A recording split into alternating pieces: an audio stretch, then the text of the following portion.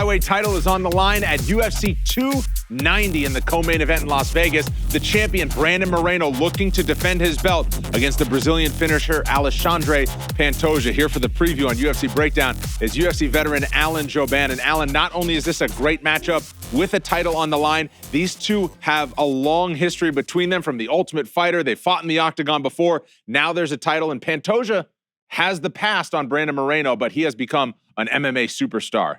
Yeah, I mean, these guys have a history with one another. Now, you look at this title fight with Alexandre Pantoja. This is his shot to try to get the belt. He's already got 2 wins over Moreno. He's a blitzing-style guy, and he's a guy that you do not want on your back. He will take the back and almost always seems to get the finish. Now, you look at Moreno.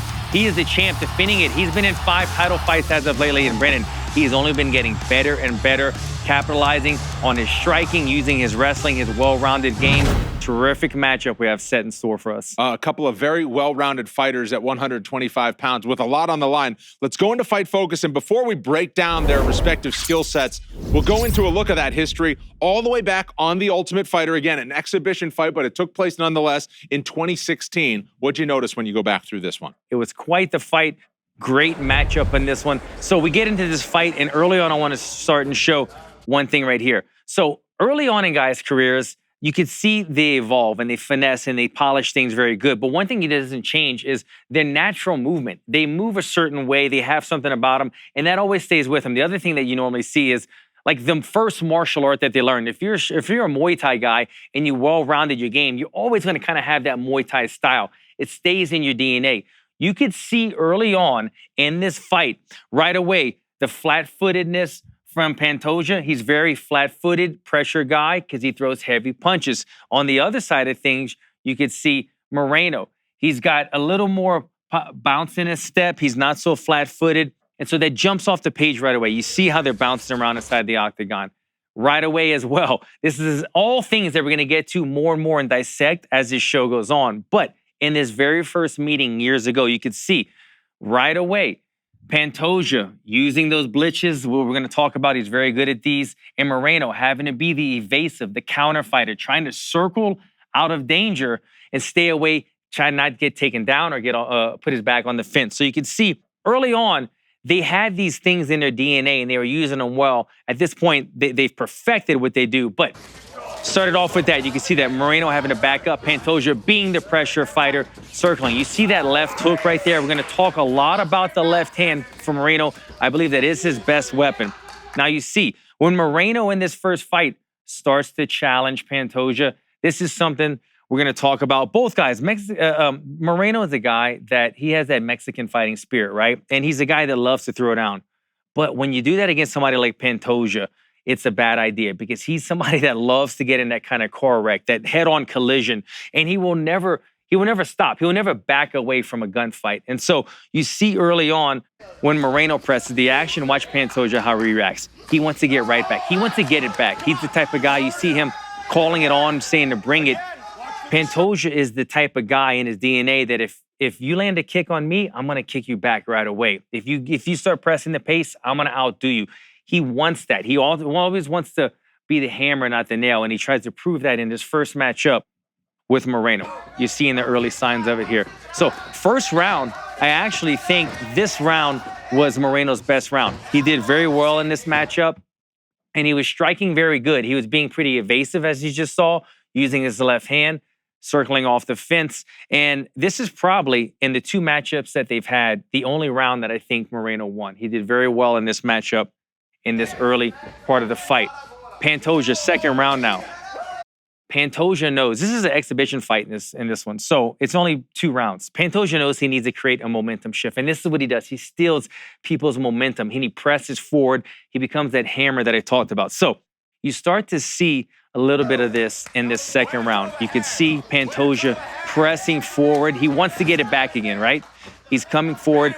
Now, right here, he's pressing, blitzing. I'm going to get into a lot of this later, but again, this blitzing style, do you see how he's leaning forward, putting everything in his shots? Moreno is backing up, circling out. He wants to win every one of these positions like this. So again, pressing forward. Now watch the circle out right here. Moreno's circling out, trying to stay out of danger, but he circles too big. And in the first round, Everything that was a blitz that finished with a kick for Pantoja, he finished with a low kick. So you see a little bit of complacency from Moreno's side because he's thinking another low kick's coming, but instead it was a high kick. And this high kick proved to be a big shot in the fight, that one right there, because it ended up swelling up his eye pretty bad. You can see at the end of the fight, his eye's pretty messed up. And that was the beginning of the momentum shift right here. So Moreno starts to utilize some of his wrestling, which he has very good wrestling. Problem with it is the scramble ability from Pantoja. It's hard to keep him down. So Moreno utilizes the wrestling, gets a takedown, and watch. She's going to work, stay with it, get a big lift, get a big dump. Fantastic. You hear Benavidez in a corner, who's cornering Moreno in this one. They're cheering. They love this moment. Again, the problem with it is already you could see Pantoja inserting that knee shield to keep him off. He's pushing on the head. He's pushing away.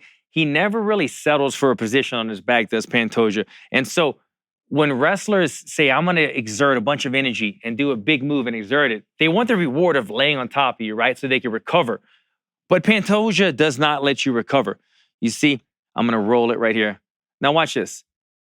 Moreno is still having to work. He's not getting to relax. He's actually doing all the work because he's trying to pressure, while Pantoja is right here. He's framing with the arm. He's framing with the knee. And then he's going to start doing damage, landing elbows and landing shots, kind of beating Moreno up.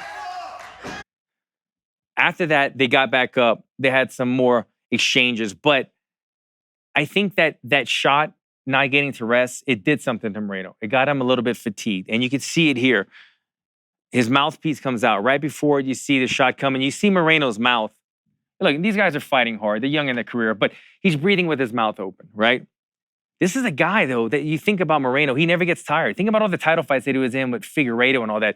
5-round wars, never gets tired, going to the last bell. This is the second round. So this is a point in his career where he hadn't figured out how to unlock that next level of fighting. So this, to me, was a key moment in his career where he's probably looked back on this fight one day, or after this fight, rather, and said, I have to improve. I have to evolve. If I'm going to be a 5-round champion, I have to change something. He gets taken down, fatigued. The mouthpiece comes out right there. We'll go back to that later. You can see Pantoja sensing that he's down. Moreno, he's still just trying to survive. His mouthpiece is out right now still. He's getting elbowed. He's getting kneed. He's taking a bunch of damage. And he's slowly kind of losing that momentum, that will to fight. You see the knee right there on the break. We'll go back to that later. He's got a very good knee. All right, this is the point of the fight, Brendan, that it almost, the first time I rewatched this, it almost bothered me. It did, because you think of a Moreno and you think of a guy that has that Mexican fighting spirit, you know, the guy that just will fight to the death. But the life seemed to be sucked out of him at this point. Watch how he takes this mouthpiece. Watch the body language. He's looking at it, he's trying to figure it out. Watch this. Ready? You see the swaying motion?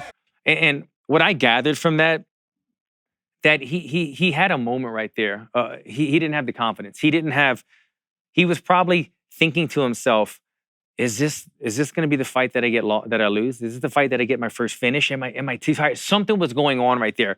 And he didn't have a moment of confidence of what was happening. And Pantoja picked up on that. And if you give him any sort of weakness, Pantoja, a nail, a hammer, the guy that loves to go and pressure and steal momentum, he will sap that. He will absorb that. He'll take that. And he does just that. He gets in his face right away. Perfect time to make a level change. Shoot a takedown. Moreno's tired, makes a mistake, misses the sprawl, gets his back taken. And as we're going to show you throughout the course of this show, you cannot let Pantoja take you back. It's very much, you're going to hear me say Aljamain Sterling quite a bit during this show because it's the same thing. Backpack, body lock, hand fight right here, high percentage finish, 7 rear naked choke finishes for Pantoja. Even though Moreno is very good at the back as well, 6 rear naked choke finishes, Pantoja seems to be the guy that's just simply better at it. That was the first fight that Moreno has ever been finished. That was an exhibition, so it doesn't go on his record. But you look at these two guys, Pantoja, never been finished. Professional career, not exhibition, never been finished. But that's got to seep down in his heart, does Moreno say. Right. This guy handed me that loss. He also finished me at what I'm good at. He's a rear naked choke guy as well, but he got finished there. That was I promise you, I'd love to sit down and talk to Moreno and say, was that a turning point in your career when you had that moment where you seemed like you weren't quite there? Right. What changed? I'd love to talk to him about it one day.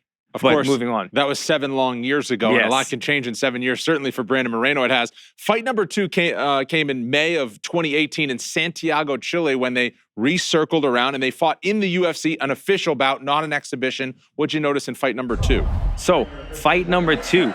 This one did not go Brandon Moreno's way, but we started seeing small improvements upon it. The problem with this fight was he made some mistakes. I like that he's shooting the wrestling right here. Brandon Moreno, in my opinion, is the better wrestler when it comes to the wrestles. The scrambles and the back takings are a different story.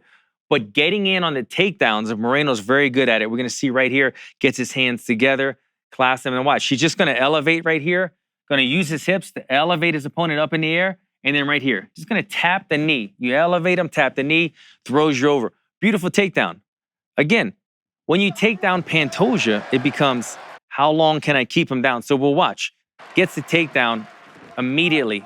Pantoja has this gift of just getting back right here. Look how he avoids getting his back taken again, circles back up. Once again, like in the first fight, it wasn't a tremendous amount of work, but Moreno, level change, explode, picked up a grown man, dumped him on his head, went for the scramble, didn't get it, gets back to his feet. Now I got to fight this guy again that keeps coming forward. He doesn't get rewarded for his actions. That's what's tough about fighting this guy.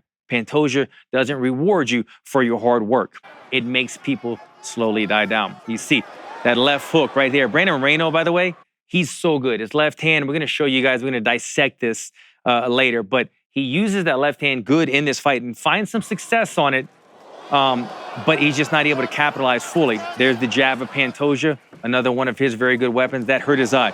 So, pivotal point. This is the first round. A little bit of an exchange right there, but whatever happened, Moreno made a mistake. He lost his balance and he ends up on the ground. He avoided that head kick, thank God. Yeah. He made a mistake though, right? And anything could happen in these type of fights, but you can't make mistakes against somebody as good as Pantoja, because when you go to the ground, a lot of times against Pantoja, you just don't get back up. And you can't not only not get back up to win fights, but you risk getting your back taken against a specialist. He made that small mistake, goes to the ground. There was a lot of ground and pound. He didn't get up for quite a while. You could see the damage on his face be covered because of it. Again, gets his back taken again. This ends up going to the bell. Moreno survives, but you could see how much damage was taken on there.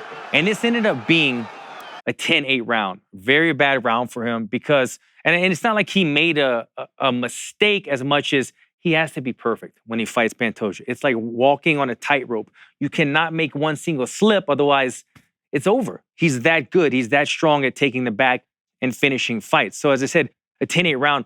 Another thing about these two matching up is you see the blood, you see the wear and tear.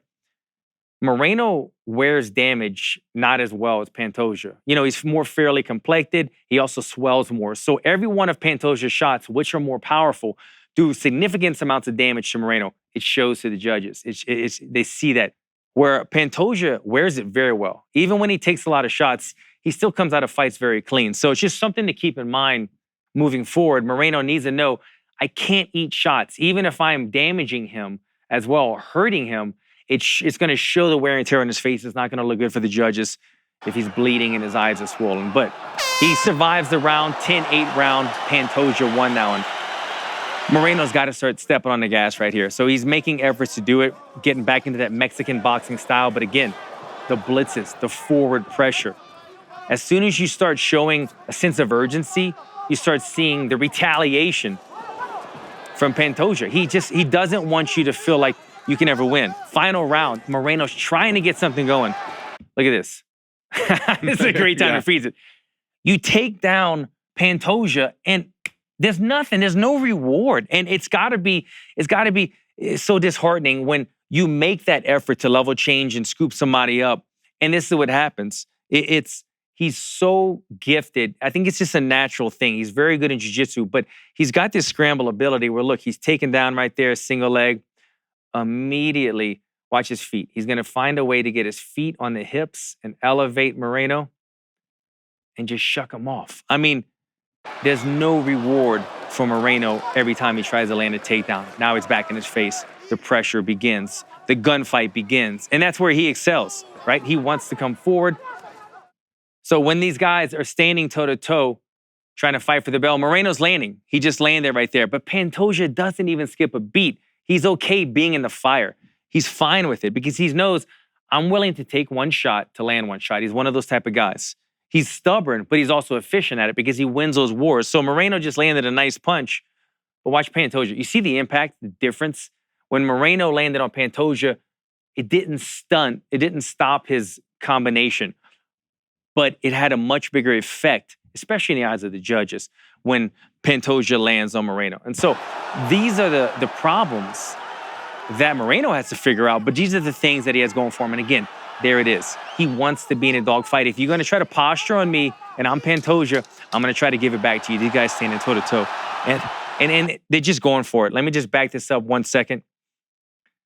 This, again, in these type of dogfight shootouts, you're going to see this a lot.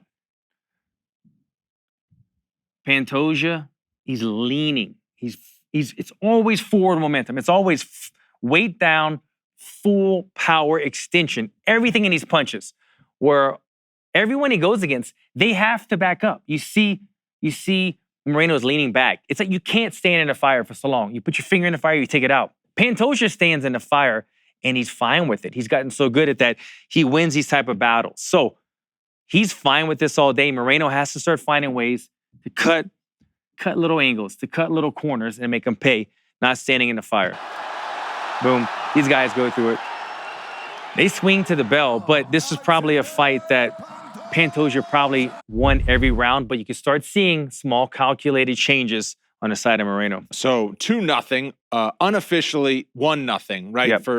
For Pantoja because of the official fight in 2018. But of course, again, it's been 5 years since then. So now we'll kind of dive into the skill sets of each, and we'll start with the champion, Brandon Moreno, who has evolved leaps and bounds. And you think about all that's happened since that last fight with Pantoja. He's been out of the UFC, goes back into the UFC, all of these epic title fights with Davis and Figueiredo and Kai Kara France. But let's start with the striking of Brandon Moreno, because I think he probably leans on that boxing. Yeah, since their first two fights, the striking from Brandon Moreno has significantly evolved. The left side is what I want to focus on. He's got a lot of left punches, the jab, the hook, the uppercut that he does very well, and those kicks as well. You'll see Moreno's the type of guy that reminds me of some fighters are one dominant hand, and they change their stance to use that dominant hand in a way. And it almost makes me think that Moreno's the type of guy that is dominant left hand because he fights orthodox, but he's so good with that left side because he throws it from so many angles, as we're going to see and we're going to break down here. So you see, he's throwing a lot of left hooks, a lot of left kicks. He'll go to the body. He'll double up on it. It doesn't have to be a wide knockout punch. It could sometimes just be a short hook that is going to land and just steers your opponent. They say walking a dog. I just want to steer you where I want you and make you pay while I'm doing that. And you see Moreno added that into his game as well with the diversity of left side attack. You see that? And it's almost like a little shovel hook, they call it, where it's a mix between a hook and an uppercut. But he loves that left side. He loves to just go to it right here. Again, he gets in the range. Nice little, he didn't really even have to chamber it all the way like a lot of guys would do. It was just halfway chambered, and he just throws it really quick. It's off the hip. You know, he just shoots off the hip very fast with that left side, and he's gotten very good at it. You see right there, he's also utilizing that left side jab. Figueiredo throws the kick. He does this move very well. So if the kick's thrown and you can block it, you always want to try to use the forehand right here to sweep it, like a windshield wiper motion, but you could also use it to counter as well. And he's going to use that same side hand, left hand, rechambered it. And what he did on this one, he turned it over, hit the knuckle in the eye. Figueiredo wasn't able to continue after this. The fight ended up being stopped. His eye was swollen, and he ended up retaining the belt again in this fight. But left side dominant, and the one thing you can't sleep on are the kicks as well. He utilizes the hands, gets you thinking about those, and he'll throw those kicks up in the air as well. Again, fantastic striking. He's polished it so much over the years, and he's got diversity in the attacks on that side as well. When we looked at their history between these two fighters, you talked a lot about the aggression of Pantoja and how he just hits harder and he's comfortable in the fire. And so that leads to him blitzing forward and not being afraid of what's coming back at him. The blitz is, Pantoja is a guy that he dares you to fight him. He dares you to come into the fire, as I keep saying, and he wants you to challenge him because he feels, he has the history too to do this, that he will win these exchanges and he will blitz you. And if he's impatient and you're not doing what he wants, he'll just come after you. And he uses these blitzing attacks to not only cover distance and do damage with his striking, but he uses them to also find a way to the back. So it works well for him, the blitz to do damage, because he's kind of an impatient fighter at times. But he also, if his end goal is to get the backpack, a blitz is a great way to create a collision, right? And then see what happens there. So we'll see that in his approach in here. This is his striking approach, right? Much different. Moreno, more bouncy, right? Left side dominant. Now we get into Pantoja, right? He's a little bit more flat-footed. Everything is thrown with power. Everything is fight-ending type punches. He's not looking to touch. He's looking to close distance here and put you against the fence. In this case, he was able to drop him. Right here, Matt Schnell. So a lot of guys aren't used to somebody pressuring this much. And so what happens with Matt, no mistake of his, but he's getting pressured.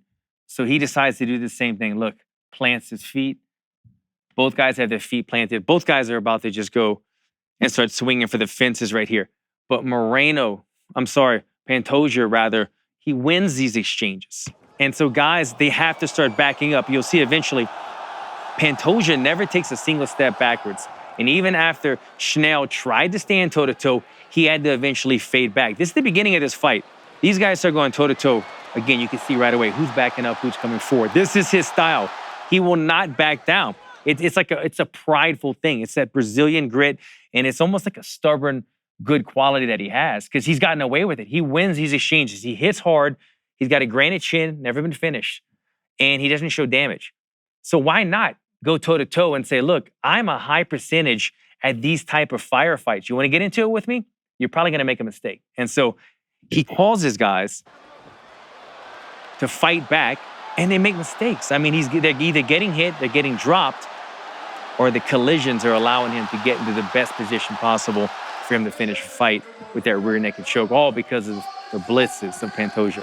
He's not just a tough guy in terms of his aggression at you. He's also a finisher on the other side. If he does decide to stay disciplined, though, perhaps working behind a good old-fashioned jab might serve him well against a guy like Moreno, who's improved in the striking department, as we've shown. Why not, right? I mean, everybody says you got to have a jab. The jab sets up everything. A jab in a 5-round fight can be essential because in a war of attrition, a fight where you're going to be exhausted. And let me say, I don't know if there's going to be a finish in this fight. When I look at these two guys, never been finished. The only finish he's ever had was in an exhibition from this guy. He's made changes. This is likely going to be a 25-minute war. You can't blitz every time. If I blitz every time, I'm exerting too much energy. The championship rounds, I got no more in the gas tank, right? You got to find a way to jab now and then. So I'm going to break down. Pantoja has two different jabs that he likes to rely on. A lot of them is this, the 1-2. He has a very push-pull style. He'll put the jab out there, pop you, but it's really to retract it and to sit down on the right hand. Pop, pop, 1-2, 1-2. He carries a lot of power in that right hand when he decides to commit on that 1-2. It's almost like a mini blitz right there, but he's coming forward. The jab is setting it up. In a 25-minute fight, even these can take a little bit of energy out of you if you throw in a big right hand every time. So what I'd like to see out of him is him vary up his attack with just a normal jab. Just pop the jab out and retract it back and continue in your stance. Doesn't take a lot of energy. The jab is the easiest punch to throw in terms of amount of energy being expended. It's easy. You throw it out there, you bring it back. This one, he hit Brandon Moreno in the eye, did a little damage, had him backing up. Now watch the adjustment that Pantoja makes in this one. Very different look right now, right? Now he's boxing like Brandon Moreno. Now it's a boxing style. It's no more blitzes. It's no more 1-2 knockout punches. It's throwing a jab and retracting it.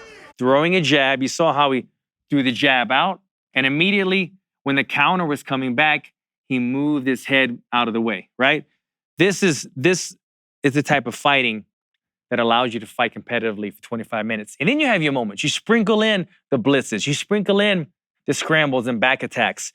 But if you can get behind this jab, it's going to show a whole new look from Pantoja that Moreno really hasn't seen that much. He's seen it now in this fight, and believe me, Moreno's taking notes that he has that ability to do this. Will he do this in a 25-minute fight? I don't know. But I would like to see him do it if he wants to have a chance of looking strong in his later rounds. But he's got that type of jab. He'll pressure you with the jab right hand, or he can pop in and out to have a jab as well. Earlier, you mentioned that Brandon Moreno, probably the better wrestler. That's not to say better ground fighter altogether, but in the wrestling department of changing levels, getting takedowns, how might he utilize that against Pantoja? As we've seen, he's very tough to keep down once you get him down. I agree. It reminds me of the matchup that we did here with Henry Cejudo versus Aljamain Sterling. Henry Cejudo was the better wrestler, but Aljo was the better mat grappler, right? Aljo's the backpack guy that gets takedowns and scrambles. Cejudo was the better wrestler. And although Moreno is terrific on the back, he's not quite as good at just finishing on the back as Pantoja, but he is the better wrestler. He's got that wrestling. And if he could utilize this and be able to hold down Pantoja, that's going to pay dividends on a fight. This is somebody very much like Pantoja, blitzing forward, right? He's probably going to find his back against the fence at some point, is Moreno. He's probably going to see Pantoja pressing the action with these crazy blitzes. This is the perfect opportunity to do this exact takedown. Try to stay out of the line of fire. Quick little level change right here and get your hands together. Get that body lock. Now, pay attention to this. He does so good at completing this. Head on the outside, easiest way to finish it. And he's going to just take his body and create a little bit of an angle and circle off to the side to complete this. And so my best example is if me and you were pushing each other right now forward, it would be like a push-pull. Nothing would ever go anywhere. But if I was able to get a small angle and push you 45 degrees, you're a little bit more off balance, right? Same thing in the wrestling department. He pokes his head out the side, and if he tries to run backwards, he's not going to do as good. But if he can run at a bit of a 45-degree angle, maybe tap the knee, it's significantly going to help him get the finish right here. He does just that. Body lock takedown, little knee trip. It all started off of the blitz, something that we might see in the fight against Pantoja. So again, getting pressured. Does a nice little defense right here. Look, almost had his back taken. Another thing that we're going to see. Scrambles, back takes by Pantoja. Does a very good job on this one, not allowing his back to be taken and circling into it. So right here, you can see he's using his foot. If his foot wasn't there, then you might see Figueiredo circle around and take the back. But the foot's helping prevent that. The hand fighting is going on right here. He's doing all the right things. And he's also not allowing the back to be taken because he's trying to turn into him, belly to belly. He's going the right direction. You see, it's kind of a game of cat and mouse. And then he's able to finish it. He goes from a bad position to a good position, all from his wrestling. He's got terrific offensive and defensive wrestling. And then if he's going up against a striker like this, he can be the more dominant wrestler, take a little chance, put his head on the outside right here. He's not really worried about the threat of the guillotine for this matchup. And just a traditional, get the hands together, elevate, get the dump right here. And again, in this fight, he's winning the battle because he's got his hips heavy right here. Hips are heavy, and he's stuffing the heel to the butt right here. If you allow your opponent to have the heel far up in the air, then they can manipulate your hips, and you're not going to stay down. That's what I showed you earlier that Pantoja does. When Moreno took him down, Pantoja was playing with his hips like that with his foot. Right here, he's winning that battle. He's able to get rewarded for the takedown and stay on top, which he's very, very good at. Now, I would argue that you cannot fight for a 125-pound title in the UFC without being an A+ in the scramble department, right? It is a necessity in this weight class to be great on the ground.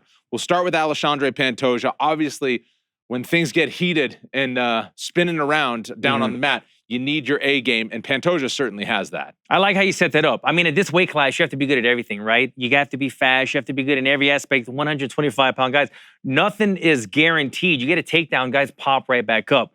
So what happens? The scrambles is what it turns into. It's not a 265-pound man. It's a much lighter man.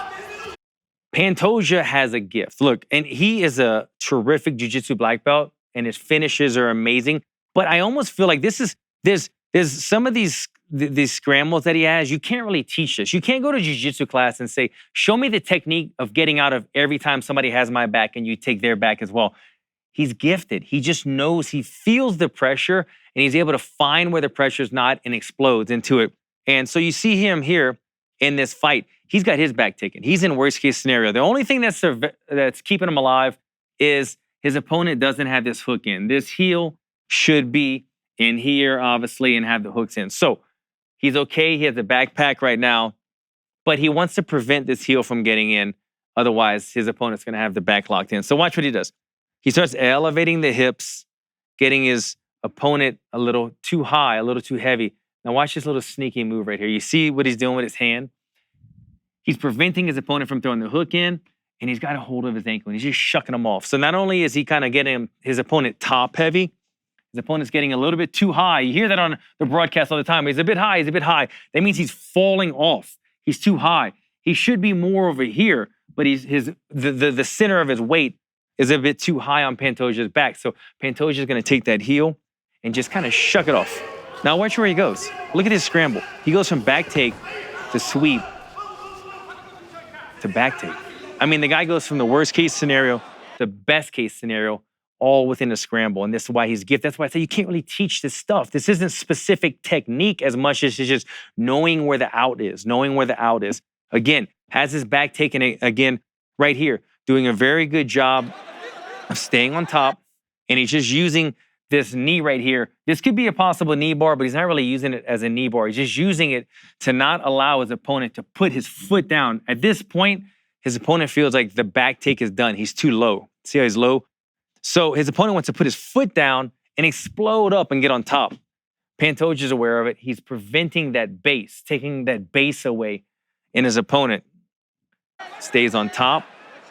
He's just trying to get this leg free right here, and then this underhook. Keeps the underhook in, shimmies his hips, goes from having his back taken to taking somebody else's back. It's a beautiful thing to watch, and it's something that a lot of fighters wish that they had as well. I mean, it's just a talent. Right here, another scramble. This is very Aljamain Sterling. I know I've said his name 5 times already, but it's very Aljo. It doesn't really matter if you take me down, because I'm so comfortable in the chaos of the scramble that I feel confident that I'll be able to find the light at the end of it. Look at this. Inverted, goes, finds his way on top, gets it from a bad position to a good position. So you almost have to think about the risk versus reward with Pantoja. Do I want to try to take him down because A, do I want to exert that much energy if he pops back up? Or B, if I take him down, will he end up taking my back as well? It puts fear in the eyes of his opponents. So Brandon Moreno certainly knows this, and you got to think that he's going to study the film and he'll be well equipped because he knows the scrambles are inevitable. So when it comes to positions that he may find himself in, how do you expect him to try to work out of them? He might have to be scrambling as well, right? So we're going to see Brandon Moreno. It's such an evenly matched fight. These guys have so many things that they both do well. It's just splitting hairs that one guy's a little bit stronger in this area or that area. That's why this fight is really such a chess match. They've fought before. They've made adjustments now. It's a chess match in this game. And Brandon Moreno is a guy that he's been in bad situations. He's had his back taken. He'll probably be in the same position against Pantoja in a fight. For him, let's hope not. But if he finds himself in this position, he needs to make all the right decisions. And you saw on the previous one, his opponent's getting a little high again. We just talked about that. Opponent's getting a little bit high. He doesn't want to have his weight falling over. But that's caused because Moreno postured his butt up and he's causing his opponent, his momentum to go this way. So doing the first thing. And when we showed Pantoja's defense, remember he stopped the leg. He was stopping those hooks. His opponent already has the hooks in. So Moreno says, you know what? He doesn't have his hands together. His hands are loose. I can't do anything about the hooks just yet, but I could fight the hands. So he takes a different approach. Moreno decides, let me fight the hands right here and explode. He goes from a bad position to a good position from these scrambles. We see it here again. That was a bit of a mistake for Moreno, had his back taken on the shot right now, but he's going to continue to work through it. Rolls to the knee bar, finds an opening, uses the mat, gets belly to belly in there from having his back taken. So he knows how to get out of these positions. It's just, I wouldn't want to play with danger. I wouldn't want to go into those positions against one of the best in the world like Pantoja. But his scramble ability will allow him to survive. Okay, this is the one that it's just a joy to watch, this scramble right here. This one was memorable. Remember when these guys fought, you're going to see Moreno shoots in. He's the aggressor on this one. Figueiredo is able to stuff this takedown, or he gets taken down rather, but he's able to sweep back. You see this, he shoots in, and the reason that Figueiredo is able to survive, not a takedown yet. He's almost there, but Figueiredo's butt is not on the mat. Figueiredo's going to take his right underhook, his right hand, and get that underhook on Moreno, and that's going to allow him to sweep him right here. Back to his feet. Now, Moreno stays with it. I mean, he could be on his back and say, all right, let me just work guard. Let me work on maybe getting up or this or that. But he goes to the tripod sweep. And this is a move that they teach you early on in jiu-jitsu, really, but you don't see it utilized in MMA that often. And when I saw this, it was really a joy to watch because not only did he go for it, but he completes it beautifully. He's going to take his right arm. He's going to block the movement of Figueiredo's legs. So if he's going to use this leg now to push on the hips of Figueiredo, he's taking Figueiredo and kicking him this way, but he's preventing him from stepping back. And lastly, he's going to take this inside leg and just hook it around. So he's shutting off the backwards movement of both of these legs and kicking his hips. And he gets a beautiful little tripod sweep, ends up on top, scrambles, gets in a guillotine position. He survived that. It was good, but it was all that scramble ability to keep things going. This fight right here, Louis Smolka gets on this inside single. Now watch this. Smolka's thinking, I'm going to go head outside. I'm going to go to high crotch. He's inside. Now he makes that adjustment outside. Right away, though, Moreno does a good job. So this is the attempt. Louis Smolka, as soon as you see him lift his head up like this, he's thinking high crotch. He's got his hands near the crotch area. He's going to explode up. And his goal is to throw him up in the air and dump him. As we always say, DC does it to everybody. That's the goal. Moreno, though, he knows what's going on. He's got his butt down. He's got his hips, the weight down. And already you can see he's using that arm right there to try to sneak in the guillotine. So Smolka thinks he's getting a takedown. Moreno defends it. And you can see he ends up locking up a guillotine on him. I'm trying to get the right shot so I can show you guys. There we go. So this is a no arm in. You can see the grip right here. It's a nice shot of it. No arm in. A lot of times it's an arm in guillotine. If you can get the no arm in, I mean, it's death. When you have nothing, no shoulder to help stop it. He's got the no arm in, and what he does is he makes a good adjustment. He goes high elbow. So the guillotines are guillotine. What a lot of times they do is they'll start pulling this arm that's helping to cinch it up. So guys go high elbow. So they take this elbow and they bring it out here. And then what they do is they start pulling it. So it's essentially pulling this arm tighter, making the airway where your neck is tighter. And then his elbow's getting out of place, so it's harder to grab. So you see right here, he's going high elbow. He's got the guillotine matched up, locked up. And he just starts cranking it, gets on top right here, which is death. Ends up finished with that high elbow right there, created from the scrambles, the wrestling, the style, the never give up, the grappling from Moreno. That was the famous speech when he said, one day I will be a champion. Maybe not today, maybe not tomorrow. That was after the UFC debut against Louis Smolka. That was beautiful, he tapped yes. him out like that. All right, time for X factors, because obviously there's something that you can't always put your finger on in terms of how a fighter is going to win a championship. We'll start with Alexandre Pantoja. What is the X factor for him to, at long last, get the flyweight belts? So with Pantoja, I've got to go with the back-taking ability. The way that he's able to finish fights so good. Again, it's very Aljamain Sterling-like, and I can't say it enough because it's the thing that you have to avoid at all costs. You would rather be in a full mount taking damage than give up your back. You cannot throw a head kick in the air and slip and have him take your back because he is so good. And if Pantoja takes your back, you now have to be perfect. And it's going to be the longest 5 minutes of your life if you find yourself in a position. But there's ways to stay alive. And as I said earlier, don't find yourself in a position. If you find yourself in that position, protect everything at all costs that's trying to choke you. These are the mistakes that you have to avoid with the X Factor style of back-taking of Pantoja. If you're in the mount, you have to just ride it out. You need to just say, you know what? I'm going to take the damage. I made a mistake. I'm going to try to survive this round. And I can go back to my corner and reset, and we're going to start on the feet again and give myself another opportunity to win. But if you have Pantoja on you and you say, you know what? I don't like this. I feel like he's about to start raining down elbows and punches. I'm going to give up my back.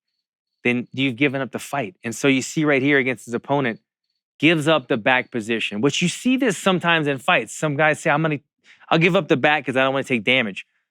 But not against Pantoja. You can't do that against a guy that is so high percentage at finishing it right there. He's able to take the back, or the back was given up. It was a mistake. But those are freebie for him. You see, watch he's gonna do. Locks the legs up, body lock. We see that. Now the rest of it, this is locked up, and he does this so well. He's going to use the body lock right here, and again, he puts his foot right here, and the foot not only is throwing the weight of his opponent this way, it's keeping him locked down. It's kind of keeping his hips off balance, right? So this is already done. Now, Pantoja doesn't even need to think about this anymore because it's locked in with the body lock. Now it becomes a small hand battle. The legs are doing one thing. This is the battle now. It's all upstairs. And he is so by the book, or I say by the book, he's so one step at a time. He will beat you one step at a time. So there's a big hand entanglement going on, right? What he's looking to do is just get one arm around the throat and get to the shoulder. The shoulder locks it all in place. Then he could think about less hands. So watch, you're going to see right here, Pantoja's just grinding his hands across the face. He's going to shut down the grip. And he's looking to grab the shoulder. Boom. Now he's locked in. And so that's all he wanted. If he can grab the shoulder, now this is locked into place. This is locked into place. This is locked in. Everything is locked in. Now the only battle that's still left in this fight before it's dead is this. Pantoja now has to get this one hand free, right? That's what's keeping his opponent alive. Now he's going to be Wing Chun, shimmying, whatever, because this is locked. He just has to get those hands together.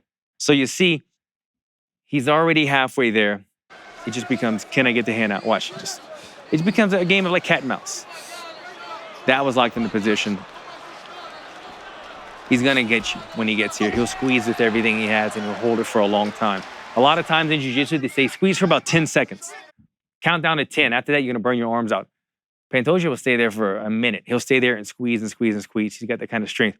The other thing, Brandon, that I wanted to mention, you can't make the mistake of giving up your back, and you have to always fight what's trying to kill you. Right here, his opponent in a good position, right? His opponent's on top, no need to worry. Pantoja, scramble ability. Watch how he's going to go inverted again, grab the leg, boom, finds his way to the back. That kind of thing you can't really teach. Yeah, that is somewhat of a move, but it's hard. It's hard to do, man, and he does it on the fly in fights. It's natural for him. Now, as we continue to watch this fight, he's good. He's good right here. He's fighting the hands. That's what you should be doing. Work, stay alive, and then try to use your lower body to get the feet out. He makes a mistake, Brandon. He starts trying to throw these little punches like that. And you know that's not going to end the fight. You're not going to knock your opponent out. You're probably not going to cut him. You're not even going to hurt him. You're probably just going to make him mad. But he takes his hand off of the choking arm to punch his opponent. And look what happens. He frees it up. I mean, he was waiting for that. He was probably giving him his face. If you're fighting a dangerous guy, you got to be aware of everything. You have to stay perfect against Pantoja. If he takes your back, probably going to be a wrap. Well, for Brandon Moreno, he's got the belt. He kind of exercised the demon by putting away Davis and Figueiredo. And now he's, on a big stage once again at International Fight Week. It's his show. MMA fans love him. What's the X factor for him to stay the champion of the flyweight division? I think in this matchup right here, what he needs to do is it's his championship experience, right? It's experience. He's been here before. He's got so much knowledge, and we've seen him make adjustments. And so I think that's what's going to get him to the promised land. Aside from everything else that we're breaking down, that experience of knowing how to make adjustments in his previous fights. So we set this one up. You see, this is Kai Kara-France. This is their first fight with one another, right? And in this fight, you see him finishing. He loves that left side. We brought it up. But he's finishing right here early in this fight. He's finishing high, right? Which is no problem. But he's going for the head kick. He's going for the lights out to shut off the switch. And so this is good, but Kara-France is blocking it. But what they did realize is that when Brandon Moreno went back and watched this, is that he was blocking high and leaving the body open. And so he learned there was openings in there, and he was throwing them, but he just couldn't quite get the finish in it. He was doing very good, and he won this fight. But again, he was finishing high. Now we go to the second fight where he was able to retain his title, right? And this is rematch. This is championship experience like we're speaking about. He's so good in these rematches at learning now that he's on this level. So in this fight, he decides, let me start mixing up my levels. Instead of going high every time, watch where he goes in this one. Starts going body. Now France is like, I got to play this game of living here and then going 20% block, 20% block, 20% block. Because if he goes 50% blockage is exposing too much, right? So now he's got the guessing game. Now he's leading the dance again, right? This is an adjustment that he made from having experience. Body again. Now watch how he changes it up. In this one, he's going to finish his combination. He's going to go real high. He's going to get Kara-France guessing. Where are these kicks coming from? Immediately after that kick, that head kick, I heard his corner screaming, now's the time. Go to the body. Go to the body. They recognized it. They knew from the last fight the body was a target. He had set the pattern. Body, head, body, head. His last kick was to the head. This exchange comes right here. He's able to single leg out, spinning back fist. Now watch how he finishes this. A little bit of a blitz. Left kick to the liver. Shuts you down. It's so hard to recover from these, especially when somebody pounces on you, because it takes about 30 seconds for you to really get that strength back. But it was set up. Moreno made these adjustments in these fights, and he's going to have to make a big adjustment in this next fight as well. Well, you mentioned the championship experience, and also the 5-round experience for Brandon Moreno has been scheduled for and fought 5 rounds multiple times. Pantoja mostly in 3-round fights for his UFC career. Now to summarize what you just broke down by X's and O's, we go to keys to victory as we go through the 3 big points, and we'll start with the champion. Okay, so Moreno needs to use angles to avoid the blitz. In this fight, he needs to stay off of the fence, but he needs to find slight angles, right? Adjustments. The blitz comes, he angles out, he works his boxing. Small angles that don't open up to eat big kicks, but gets him out of the line of fire, that moving train that is Pantoja. Also, strategically utilize that left hand. I told you, that's his dominant one. And when I say strategically, I showed you, he's got a jab, he's got a hook, he's got an uppercut. If he can strategically place those left shots, he could start finding areas to pick the openings against Pantoja and start busting him up. Last one, no mistake. Easier said than done. Easier said than done. He needs to get behind the jab, the hooks, the uppercuts. He needs to circle out of those blitzes. If the scrambles come, you do not let the back get taken. If the back gets taken, it's fight for my life. It doesn't matter if it's 5 minutes. I'm not giving it up. If I get mounted, don't give up the back. He's got to be perfect. No mistakes, 25 minutes. Hit that arrow right there as we switch it over to Pantoja. What are the keys to victory? He's trying to get this belt for a long time. Finally, he's got his chance. And he's the guy to do it, right? He's the only man that's beaten him twice like this. I mean, he's the only guy that has finished Moreno. He's got the capability. He's got the momentum right now. If he can get Moreno's face and get those blitzes going and get him backing up, he's going to cause him to make a mistake. Those blitzes cause him mistakes. So get behind those blitzes and that jab. Pop the jab, in and out movement, blitz 2 or 3 times around, assert your dominance. Also, we know what's going to happen. Find the back. He's so good at scrambling. He's so good at finding the back. Once he gets the back, it's normally a wrap. You need to create those. A lot of those come from the blitzes. So utilize those blitzes, create these core wrecks, find your way into the back where you're one of the best guys in the world at finishing with the RNC. Lastly on this one, make it a dogfight. When he makes things a dogfight, he gets people to trade, and he wins those trading exchanges. He handles punches better than Moreno. It doesn't show as much. He's got more power than Moreno. Get into a dogfight, make Moreno fight your fight. And if you either knock him out or you get him to the ground, you take the back, whatever it is. He needs to challenge Moreno's pride and say, look, you're a Mexican fighting style. You have that machismo. Come and test me right here in the middle of the octagon, because he doesn't want Moreno to be sticking and moving for 25 minutes. That's not going to help him. Make it a dogfight. That's how Pantoja could probably see the belt around his waist. No question, Alexandre Pantoja has been at the top of the flyweight division for quite a while, but he's had to kind of wait out the epic saga that was Moreno and Figueiredo, and Kara-France has gotten his title opportunities. Alexandre Pantoja has the chance to give Brazil a flyweight champion, or will it be Brandon Moreno continuing to be an MMA superstar and one of the UFC's biggest stars from Mexico and retain his title? For Alan Jouban, I'm Brendan Fitzgerald. It's the co-main event at UFC 290 in Vegas. Enjoy the fight. We'll see you next time.